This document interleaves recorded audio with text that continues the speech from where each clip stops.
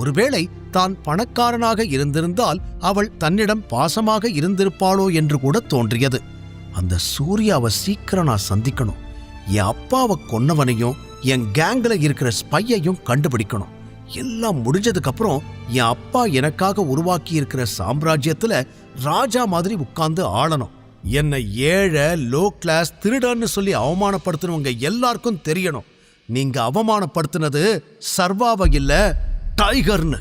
அப்ப இருக்கு எல்லாருக்கும் என்று கோபத்தில் ஏதேதோ யோசனை செய்தவன் சில நொடிகள் கழித்து தலையில் அடித்துக் கொண்டான்.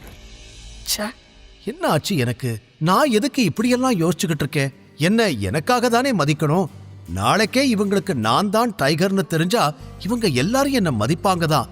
ஆனா அப்படிப்பட்ட மரியாதை எனக்கு தேவையில்லை. இவங்க எல்லாரும் இந்த சர்வாவா ஏத்துக்கணும், மதிக்கணும். அதுதான் என்னோட உண்மையான வெற்றி. அது வரைக்கும் இந்த அவமானத்தை எல்லாம் பொறுத்துக்கிட்டு போறேன் என்று மனதிற்குள் யோசனை செய்தவன் வேலையாட்கள் தங்குமிடம் நோக்கிச் சென்றான். சரியாக அவன் உள்ளே நுழையும் நேரம் சர்வாவின் போனுக்கு ஒரு மெயில் வந்தது.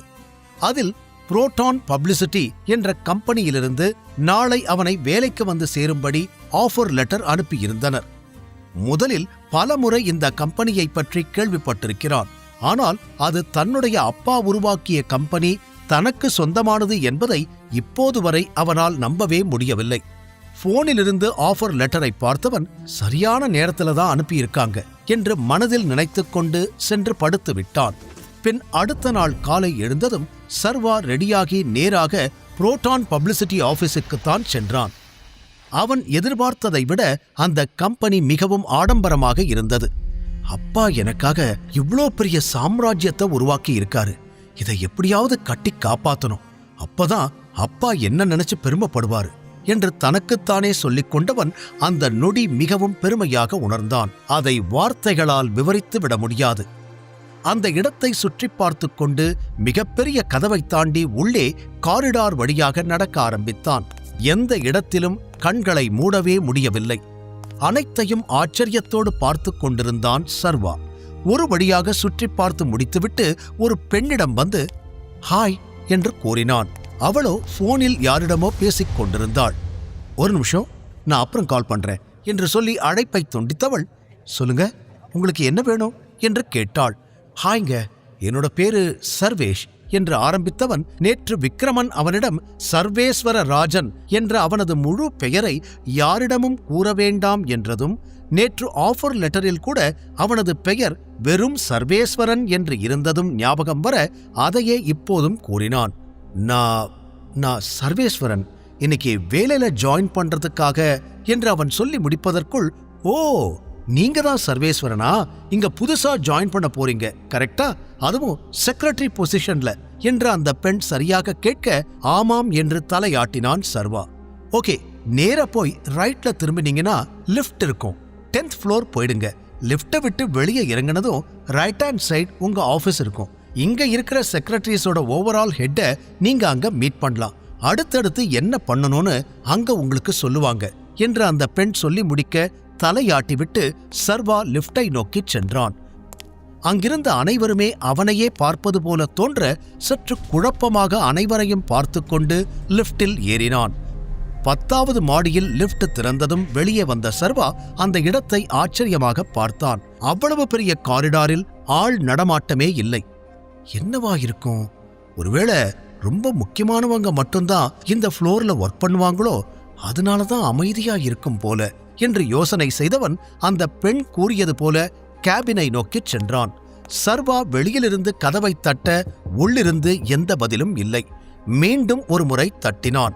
அப்போதும் உள்ளிருந்து பதில் வரவில்லை. என்ன இது, யாருமே ரெஸ்பான்ஸ் பண்ண மாட்டாங்க, உள்ள என்ன நடக்குது என்று யோசனை செய்த சர்வா சில நொடிகள் கழித்து தானே கதவை திறந்து கொண்டு உள்ளே சென்றான். அங்கு கண் முன்னால் நடந்தேறிக் கொண்டிருந்த காட்சியை பார்த்தவன் கண்கள் ஆச்சரியத்தில் பெரிதாக விரிந்தது. அந்த மொத்த அறையே அதிரும் அளவிற்கு பாட்டுச் சத்தம் காதை கிழித்தது. அந்த ரூம் சவுண்ட் ப்ரூஃப் என்பதால் வெளியில் அந்த சத்தம் கேட்கவில்லை. ஆபீஸ் அறை போல இல்லாமல் பார்ட்டி ஹால் போல இருந்த அந்த அறை முழுவதும் இருட்டாக இருந்தது. கூடவே டிஸ்கோ லைட்டுகள் போடப்பட்டிருக்க அனைவரும் பாட்டுக்கு ஏற்ப ஆங்காங்கே நின்று ஆடி பாடி குதூகலித்துக் கொண்டிருந்தனர். சர்வாவிற்கு ஒன்றுமே புரியவில்லை. நாம தப்பான இடத்துக்கு ஏதும் வந்துட்டோமோ? இல்லையே, இதுதானே ஆபீஸ் என்று யோசனை செய்தவனுக்கு குழப்பம்தான் மிஞ்சியது. இத்தனைக்கும் சர்வா உள்ளே நுழைந்ததை கூட அங்கிருந்த யாருமே கண்டுகொள்ளவில்லை. அந்த அளவிற்கு பாட்டுச் சத்தத்தில் மூழ்கி இருந்தனர். சில நொடிகள் அங்கும் இங்கும் சுற்றி பார்த்து கொண்டிருந்த சர்வா, இது ஆபீஸ்ன்னு நினைச்சாங்களா இல்ல ஏதாவது கிளப்னு நினைச்சாங்களா? இப்படி கூத்தடிச்சுக்கிட்டு இருக்கானுங்க. இதுக்குதான் என் அப்பா கஷ்டப்பட்டு இவ்வளோ பெரிய கம்பெனியை கட்டினாரா என்று கோபம் தலைக்கு ஏறியது. சர்வா கொஞ்சம் முன்னேறி, ஹலோ, என்ன பண்றீங்க என்று ஒவ்வொருவராக பார்த்து கேள்வி கேட்க யாரும் அவனை கண்டுகொள்ளவே இல்லை. இன்னும் கொஞ்சம் முன்னால் சென்ற சர்வா ஒரு ஆணும் பெண்ணும் பரஸ்பரமாக முத்தமிட்டுக் கொண்டிருந்ததை பார்த்து அதிர்ந்தான். என்ன எழவுடா இது? என் அப்பா கம்பெனிய நைட் கிளப் மாதிரி மாத்தி வச்சிருக்கானுங்க. பாட்டை முதல்ல ஆஃப் பண்ணணும் என்று நினைத்தவன் ஸ்பீக்கர் எந்த இடத்தில் இருக்கிறது என்பதை தேடி கண்டுபிடித்து அதன் பிளக்கை பிடுங்கினான். பாட்டுச் சத்தம் நின்றதும், யாரா அது பாட்டை ஆஃப் பண்ணது என்று இப்போது அனைவரின் பார்வையும் ஓரமாக நின்று கொண்டிருந்த சர்வாவின் பக்கம் திரும்பியது. டேபிள் மீது அமர்ந்திருந்த ஒருவன் தலையை தாழ்த்தி சர்வாவை பார்த்தான். பிறகு அதே டேபிளில் இருந்து எட்டி குதித்து, யாருடா நீ? எப்படி உள்ள வந்த? இங்க என்ன பண்ணிக்கிட்டு இருக்க என்று கத்திக்கொண்டே சர்வாவிடம் வர, சர்வா அவனை யார் என்று பார்த்த நொடியே அடையாளம் கண்டுகொண்டான். இருந்தும் முகத்தில் அதை காட்டிக்கொள்ளாமல், நீ யாரு? நீ என்ன பண்ணிக்கிட்டு இருக்க என்று திருப்பி கேட்டான். கேட்ட கேள்விக்கு பதில் சொல்லாம என்ன திருப்பி கேள்வி கேட்கிறியா? என்ன தைரியம் இருக்கணும் உனக்கு என்று முதலில் கேள்வி கேட்ட அந்த இளைஞன் சர்வாவின் சட்டையை பிடித்திருந்தான். அடுத்து என்ன நடக்கப் போகிறது? சர்வா அவனை அசராமல் பார்த்து, நீ யாரு என்று கேட்க அவன் சிரித்தான். என்ன தம்பி, எங்க ஆபீஸ்க்கு வந்து என்னையே யாருன்னு கேட்கிற? அவ்வளோ தைரியமா உனக்கு என்று சிரித்துக்கொண்டே அவன் கேட்க, கேட்கக்கூடாதா? நீ யாருன்னு தெரியலனா வேற எப்படி கேட்கறது? இங்க என்ன நடக்குதுன்னு தெரியல. உள்ள வரும்போது கம்பெனி மாதிரி இருந்த இடம் இப்போ கிளப் மாதிரி தெரியுது. அதுதான் எனக்கு புரியல என்று அந்த இடத்தை சுற்றி பார்த்து கொண்டு கேட்ட சர்வா, நீங்க எல்லாரும் இங்க வேலை செய்கிறீங்களா இல்ல டெய்லி இந்த மாதிரி தான் குடிச்சிட்டு கூத்தடிச்சிட்டு என்று அடுத்த கேள்வியை கேட்க, என்னடா விட்டா ஓவரா பேசிட்டே போற என்று சர்வாவின் சட்டையை பிடித்தவன், என் பேர் மனோஜ். மனோஜ் கிட்ட இவ்வளவு தைரியமா திமிரா பேசுறதுக்கு இங்க யாருக்குமே ரைட்ஸ் கிடையாது என்று அவன் கோபமாக கூற, தனது சட்டை மீது இருந்த அவன் கையை எடுத்துவிட்ட சர்வா, அப்போ நீதான் இங்க இருக்கிற செக்ரட்டரி, எல்லாருக்கும் ஹெட்டா என்று கேட்டான்.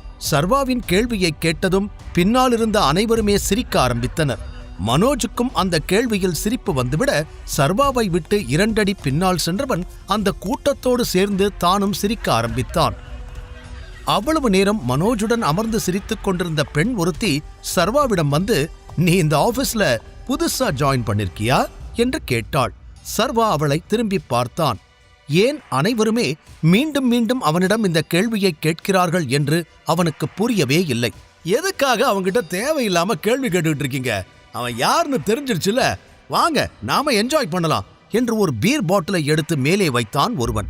மீண்டும் ஒவ்வொருவரும் கையில் மதுபானங்களை எடுத்துக்கொண்டு விட்ட இடத்திலிருந்து அந்த பார்ட்டியை தொடங்க சர்வாவிற்கு தலையை பீத்துக் கொள்ளலாமா என்று தோன்றியது. இங்க என்னதான் நடக்குது? நீங்க எல்லாம் என்ன பண்ணிக்கிட்டு இருக்கீங்க? செக்ரட்டரி ஹெட் யாரு?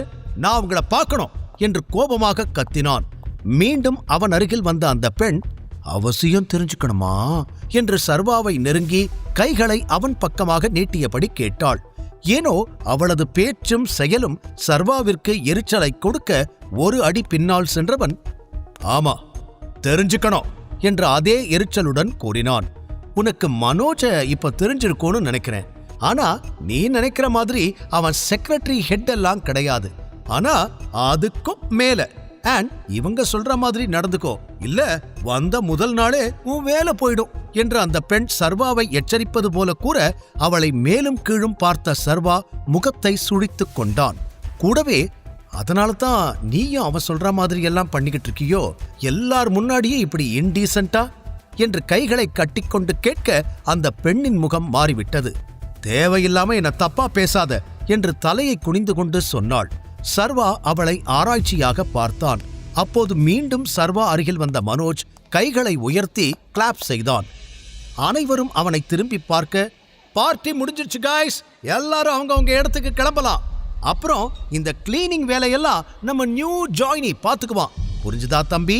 நாளைக்கு இந்த இடம் மறுபடி பார்ட்டி செலிப்ரேட் பண்ற அளவுக்கு கிளீனா இருக்கணும் என்று அவன் கட்டளைகளை அடுக்கிக் கொண்டே போக சர்வா அவனை கவனிக்கவே இல்லை.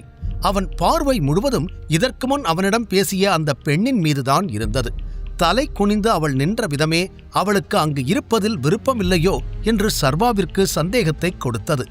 அதே நேரம் இவங்க எல்லாரும் சேர்ந்து என்னதான் பண்றாங்க என்று அவன் யோசித்துக் கொண்டிருக்க, சொன்னது காதுல விழுந்துச்சுதானே, பண்ணிடு என்று மீண்டும் மனோஜ் கூற, சர்வா ஓகே பண்றேன், ஆனா இதெல்லாம் கிளீன் பண்ணி முடிக்கிற வரைக்கும் நீங்க எல்லாம் ஆபீஸ்ல ஒர்க் பண்ண போறீங்களா என்று கேட்க, நோ எனக்கு இன்னொரு பார்ட்டி இருக்கு, நான் அடுத்து அங்க போகணும் என்று கூறியவன் சிரிக்க உடன் இருந்தவர்களும் சிரித்தனர். சர்வா கடுப்பானான். ஓகே எனக்கு கொஞ்சம் டைம் கொடுங்க, நான் எல்லாத்தையும் கிளீன் பண்ணிடுறேன் என்று கூறிவிட்டு கதவின் அருகில் செல்ல மற்றவர்கள் மீண்டும் தங்களுக்குள் பேசி சிரித்து சத்தம் எழுப்ப ஆரம்பித்திருந்தனர். கதவருகில் வந்த சர்வா கதவை பூட்டி சாவியை தனது பாக்கெட்டுக்குள் வைத்துக் கொண்டான். இப்போது கைகளை தட்டி அனைவரையும் தன் பக்கம் திரும்பச் சொன்னான். அனைவருமே அவனை புரியாமல் பார்க்க, முழு கதையையும் கேட்டு மகிழ பாக்கெட் FM ஆப்பை டவுன்லோட் செய்யுங்கள். லிங்க் டிஸ்கிரிப்ஷனில் கொடுக்கப்பட்டுள்ளது.